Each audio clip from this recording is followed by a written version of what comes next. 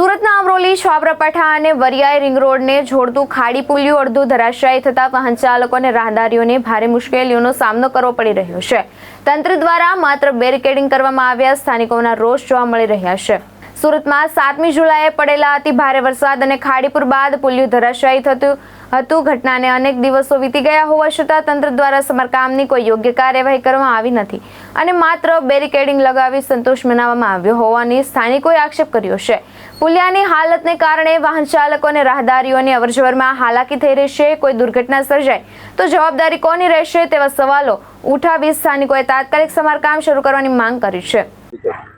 મારું નામ કિરીટ પટેલ છે। આપણે છાપરાપાઠા આઉટર રિંગ રોડ ને જે કનેક્ટિવિટી કરતું જે પુલિયું છે તે 20 થી આપણે પુલિયું પડી ગયું છે વરસાદને કારણે। અહીંયાથી વિદ્યાર્થીઓની બહુ મોટા પાયે અવર જવર છે। બે વખત તો બે એવા પ્રશ્ન પણ બની ગયેલા છે, પણ ત્યાં કોઈ એવી મોટી દુર્ઘટના બનેલી નથી ને અહીંયા સ્થાનિક પ્રજાએ અવારનવાર કોર્પોરેશનને રજૂઆત કરેલી છે, છતાં પણ કોર્પોરેશનના અધિકારીઓ ઊંઘમાં છે કે એનું કારણ એવું છે કે અધિકારીઓ આવીને ઓનલી ખાલી બેરિકેડ મારીને વયા જાય છે કે પુલિયાનો બેરિકેડમાં કોઈ આનો પુલિયાનું કોઈ સમાધાન છે નહીં। બરાબર, મારું કહેવાનું એ છે કે આપણા ટીવી ચેનલના માધ્યમથી કે જેમ બને એમ પુલિયાનું ઝડપથી કામ ચાલુ કરે તો જ આ પુલિયાનું સોલ્યુશન છે।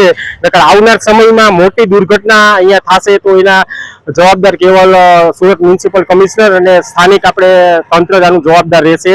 થેન્ક યુ વેરી મચ, આભાર। કેટલા જણને તકલીફ પડે છે અને કેટલા દિવસથી તૂટેલું છે?